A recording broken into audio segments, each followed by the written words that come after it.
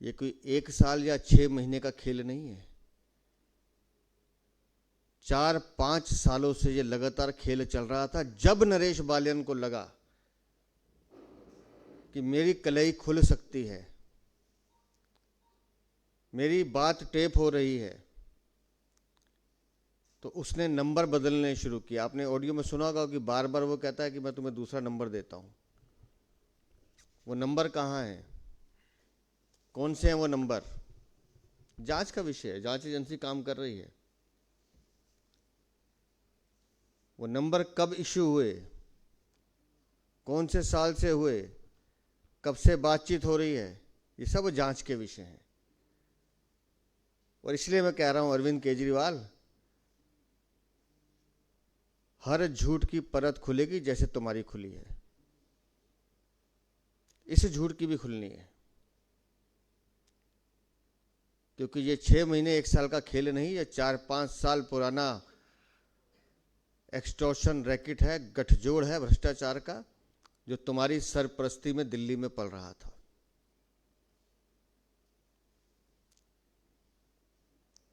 और ये कहानी एक पे नहीं रुकती है, आने वाले दिनों में और जानकारी आएगी। कल कुछ चीजें हमारे पास और हैं, तो कल मैं अपने साथियों के साथ दिल्ली के पुलिस कमिश्नर से टाइम लेकर उनको एक पत्र देने जा रहा हूं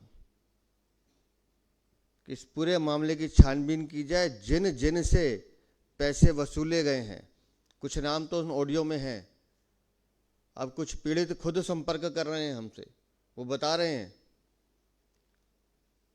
कि हमसे भी किया गया था, हमको भी बालियान बुलाता था, हमको भी धमकाता था बालियान।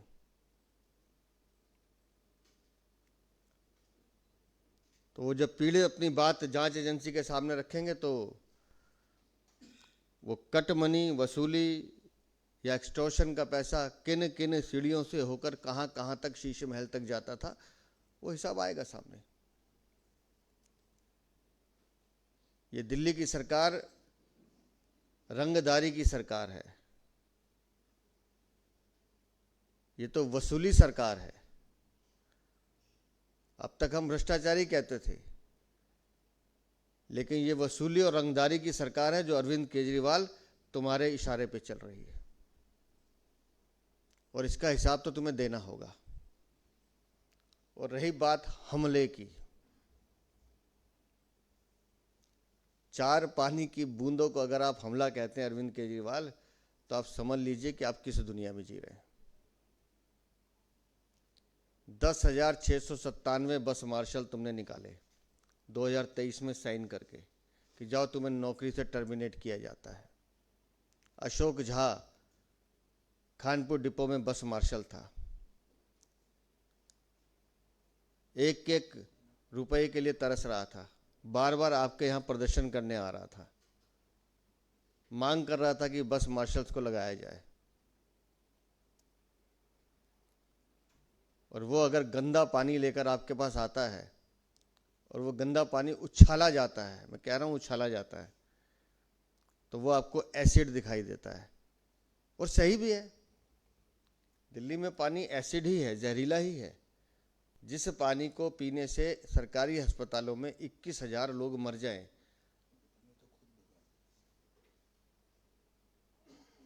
और मैंने तो उस पानी को खुद भी भोगा है, यमुना के पानी को।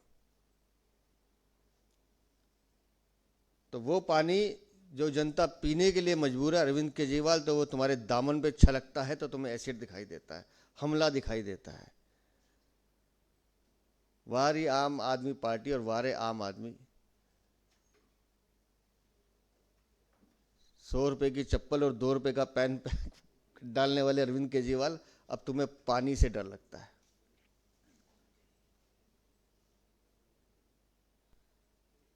अगर उन बस मार्शलों की हाय या उनकी जो पीड़ा है वो आपको समझ में नहीं आती अरविंद केजरीवाल, तो समझ लीजिए कि आपकी संवेदना बिल्कुल खत्म हो गई है। आप इधर उधर की बातें करते हैं, मैं फिर कह रहा हूँ, दिवाली गए हुए कितने दिन हो गए, आज भी वो यूनिवर्सिटी की सड़क बनी नहीं है जहां आप जाके मुआयना, पहली सड़क जिसका आपने मुआयना किया था, वो कहाँ गई? वो 89 सड़कें। दिवाली तक पूरी दिल्ली की सड़कें बनाने का वादा किया था, क्यों उसकी बात नहीं करते अरविंद केजरीवाल? गंदे पानी की बात नहीं करते, बिजली के बढ़े हुए बिलों की बात नहीं करते, पूरी दिल्ली कूड़े का कचरा बनी हुई है उसकी बात नहीं करते, कूड़े के पहाड़ की बात नहीं करते, जो 12 कमोड उठा के घर से ले गए, टॉयलेट चोरी करके ले गए, तुम उसकी बात नहीं करते, करोड़ों रुपए के शीश महल की बात नहीं करते, लेकिन हमले की बात करते हो, क्योंकि तुम्हारे पास विषय नहीं है। तुम्हें पता है कि ये सब बातों पर तुम जनता को बार बार नहीं ठग सकते। मैं दिल्ली में आऊंगा तो मैं बिजली के बिल माफ करूंगा, मैं दिल्ली में आऊंगा तो मैं पानी के बिल माफ करूंगा। अरे भैया, सरकार तुम्हारी है, मुख्यमंत्री तुम्हारी है, अफसर तुम्हारे हैं, जल बोर्ड तुम्हारा है, डिस्कॉम्स तुम्हारे हैं, आज करो। नहीं कर सकते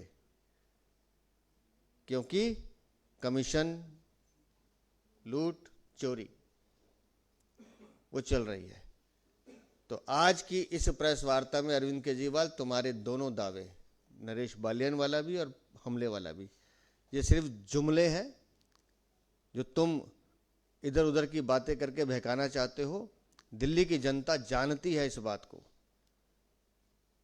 कि आपका राजनीतिक नौटंकी का सफर अब समाप्ति की ओर है।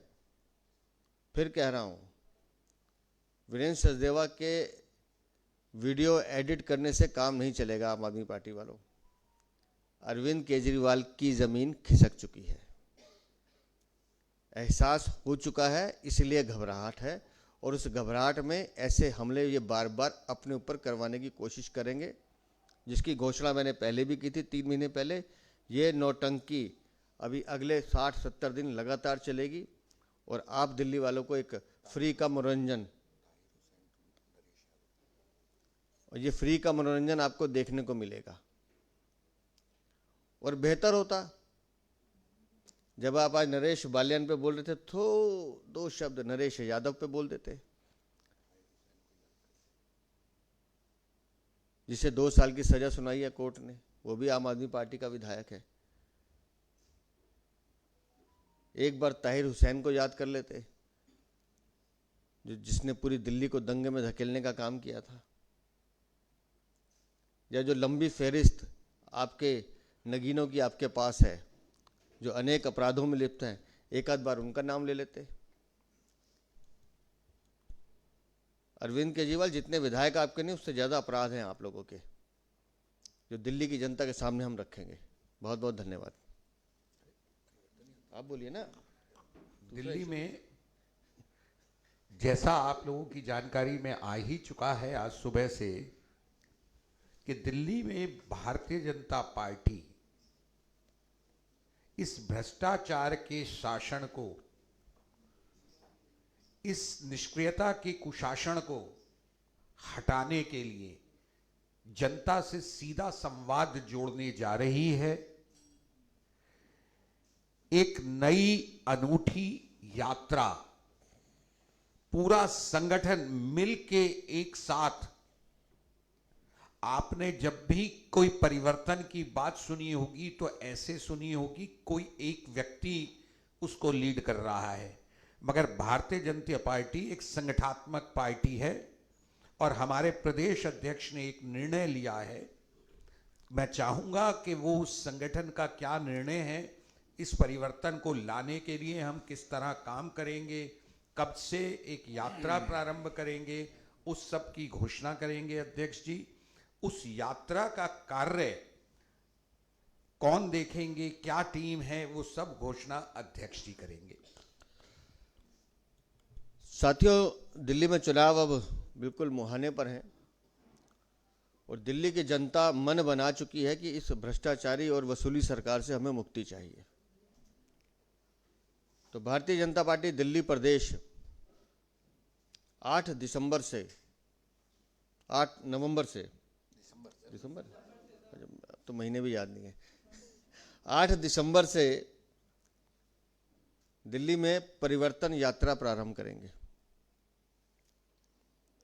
दिल्ली की 70 विधानसभाओं को ये यात्रा छूते हुए निकलेगी और इस यात्रा के कन्वीनर संयोजक हमारे वरिष्ठ साथी श्रीमान सतीश उपाध्याय जी रहेंगे, जिनके नेतृत्व में इस पूरी यात्रा का प्रारूप तैयार किया जा रहा है। इस यात्रा की जो सबसे बड़ी विशेषता है कि 7 यात्राएं 7 लोकसभा से एक साथ प्रारंभ होंगी और एक दिन में एक विधानसभा हर यात्रा करेगी,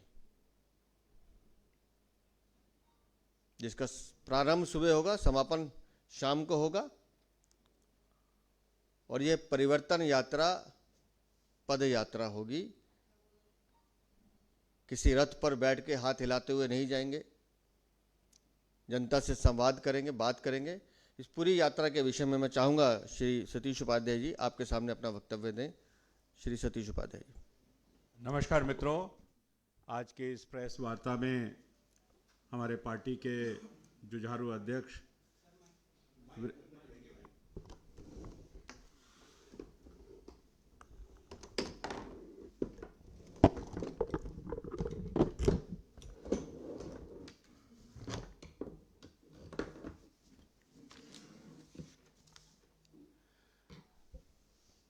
नमस्कार दोस्तों, आज की इस प्रेस वार्ता में हमारे पार्टी के यशस्वी, जुझारू और जो लगातार इस भ्रष्ट सरकार को पर्दाफाश करने का काम कर रहे हैं, ऐसे श्री वीरेंद्र सचदेवा जी, हमारे मीडिया के प्रमुख, पुराने मेरे साथी प्रवीण शंकर कपूर जी।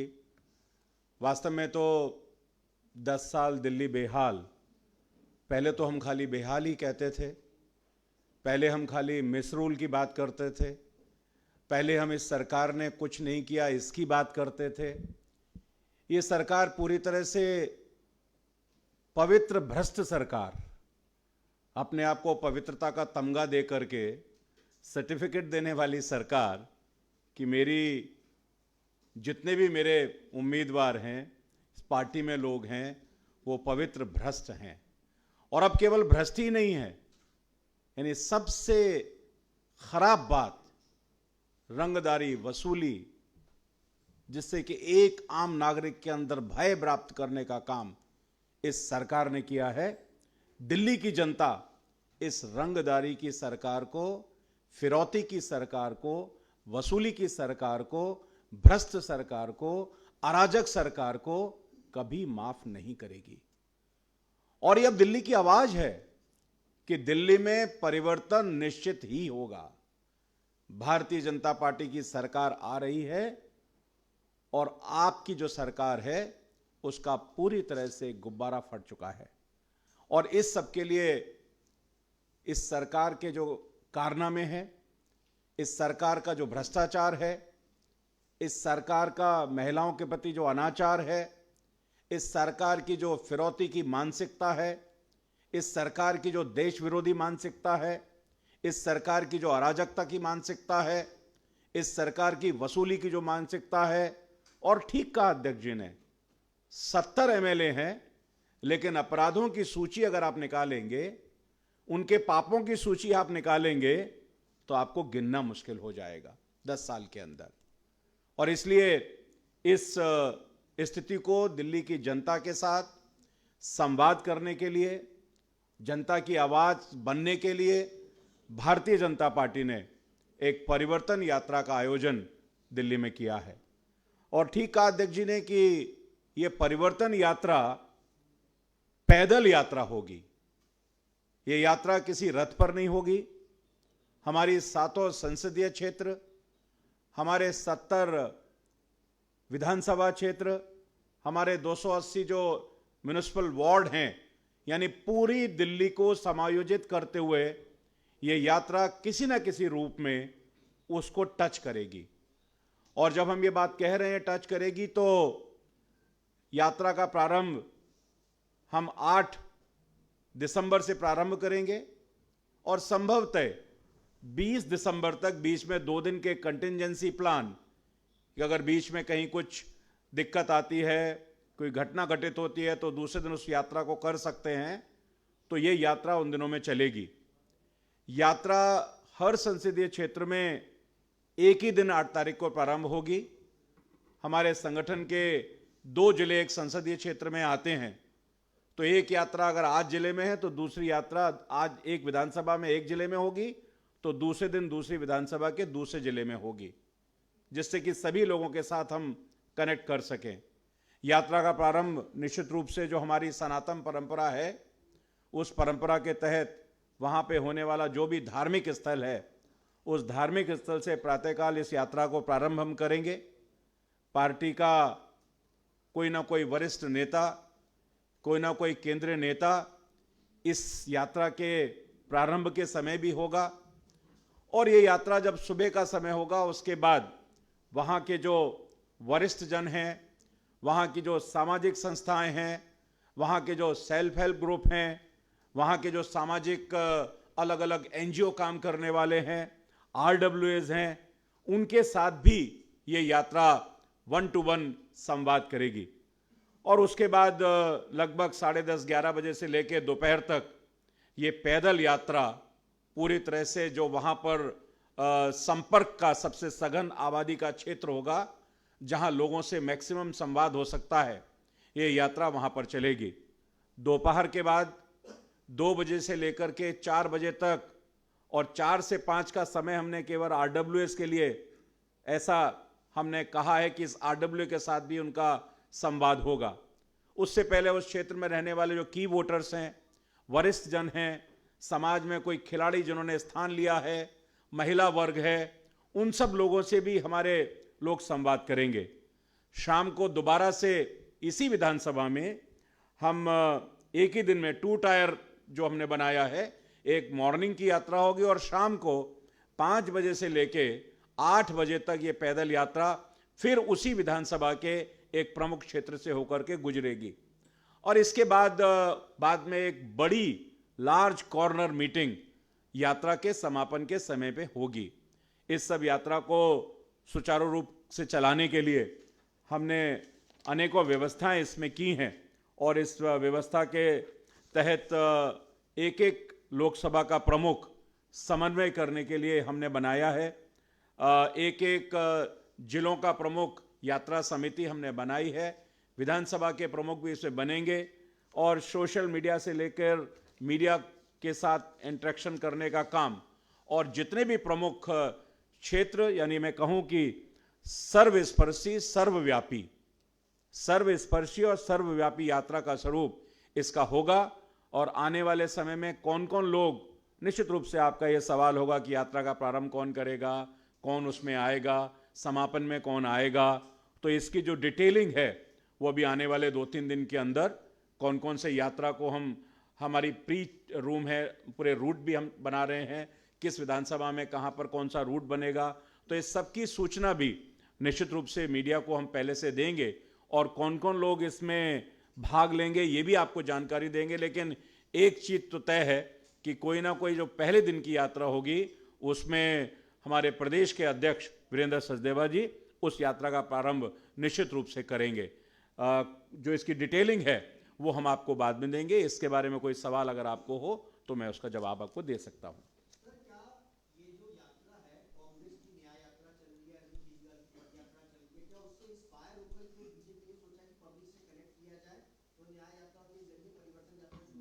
मैं दूसरा कहूंगा कि बीजेपी के यात्राओं का बीजेपी का इतिहास है, और छोटी यात्राएं नहीं। बीजेपी ने बहुत बड़ी बड़ी यात्राएं अटल जी के समय से लेकर पार्टी का यात्रा का इतिहास है। उन सब लोगों ने हमसे ही सीख लेकर के यात्रा प्रारंभ की है, और उनकी रथ यात्रा है, हमारी पैदल यात्रा है। इसलिए भारतीय जनता पार्टी जो विश्व की सबसे बड़ी पार्टी है, सबसे बड़ा जिसका इतिहास है, उसको किसी से सीख लेने की आवश्यकता तो कम से कम नहीं है।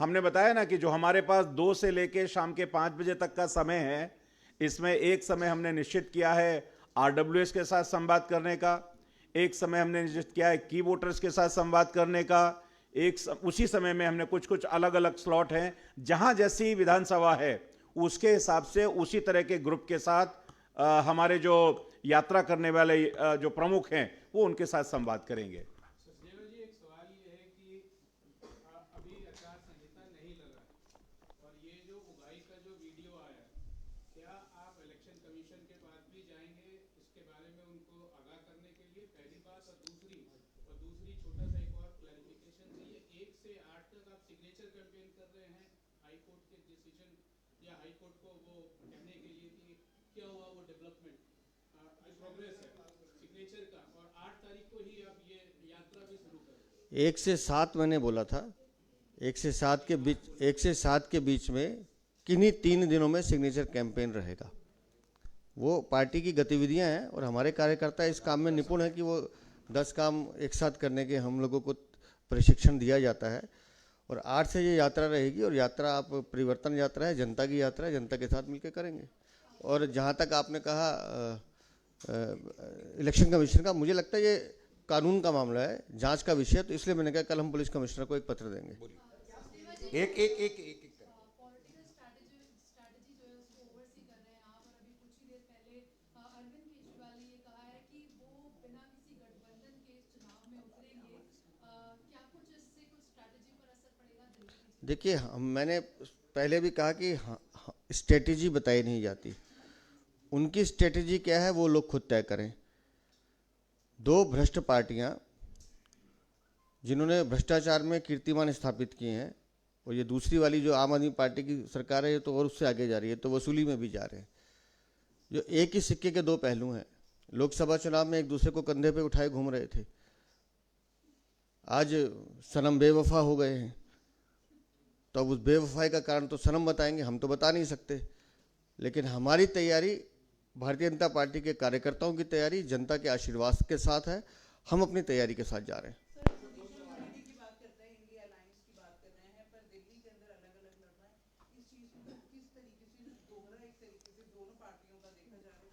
यही तो मैं कह रहा हूँ कि ये सवाल आपको मुझे बजाय उनसे पूछना चाहिए कि ये आपका ये दोहरा व्यक्तित्व क्यों दिखाई दे रहा है।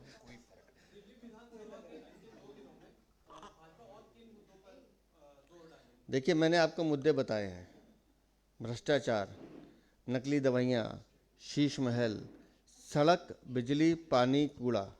बात करें अरविंद केजरीवाल इस पे, जितनी बात करनी है जवाब दें। एक एक कानून व्यवस्था को लेकर कि मैं तो सारी फैसिलिटीज दिल्ली वालों को दे रहा हूं, लेकिन बुजुर्गों के साथ अत्याचार हो रहा है, महिलाओं के साथ। हम भी तो यही कह रहे हैं कि अरविंद केजरीवाल बताएं कि कौन सा गैंग रेप हुआ है। चलो, कल उन्होंने एक शब्द यूज़ किया, रुकिए एक मिनट भाई साहब, कल एक शब्द यूज़ किया उन्होंने, वो सड़क पे बात क्यों नहीं कर रहे, बिजली पे बात क्यों नहीं कर रहे, बिजली के बढ़े हुए बिलों पे बात क्यों नहीं कर रहे। 35 से ज़्यादा लोग मरे बारिश में, वो नौजवान बच्चे जो IAS IPS बन सकते थे, वो छोटे छोटे मासूम बच्चे जिनका कसूर इतना था कि वो पार्क में खेलने गए थे, उसकी बात कौन करेगा अरविंद केजरीवाल? उनके घरों में कौन जाएगा? गए किसी के पास? उसकी बात नहीं करेंगे, सीवर की बात नहीं करेंगे, सड़क की बात नहीं करेंगे, बाकी दुनिया भर का ज्ञान देंगे वो, अमेरिका से लेकर कन्याकुमारी तक सारे सब विषयों पे बोलेंगे वो, ट्रंप पे बोलेंगे, बाइडन पे बोलेंगे, सब पे बोलेंगे, इस पे बात नहीं करेंगे। जिन मुद्दों पर दिल्ली में तुम आए हो उस मुद्दे की बात करो अरविंद केजरीवाल, इधर उधर की बातों से मत बहकाओ। गोस्वामी जी,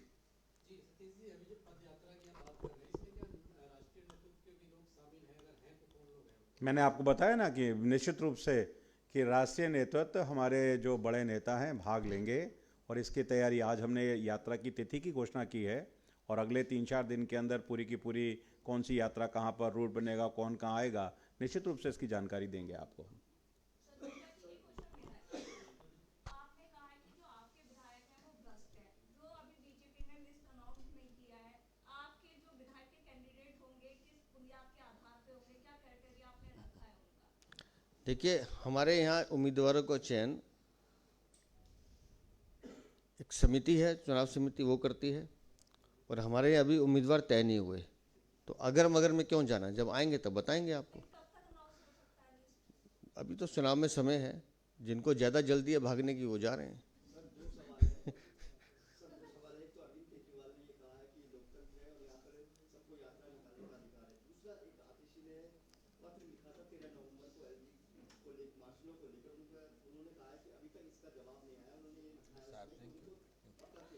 मैं एलजी साहब का प्रवक्ता तो नहीं हूँ, तो ये सवाल आपको एलजी साहब से पूछना चाहिए। और जहाँ तक लोकतंत्र की बात है, तो हम भी तो ये कह रहे हैं कि दिल्ली में लोकतंत्र की हत्या करने का काम अरविंद केजरीवाल के विधायक ने किया, क्योंकि लोकतंत्र की ताकत जनता है। जनता के वोट से जो विधायक चुन के आए, अगर वो वसूली रैकेट चला रहे हैं, तो लोकतंत्र की परिभाषा अरविंद केजरीवाल को समझनी चाहिए। धन्यवाद।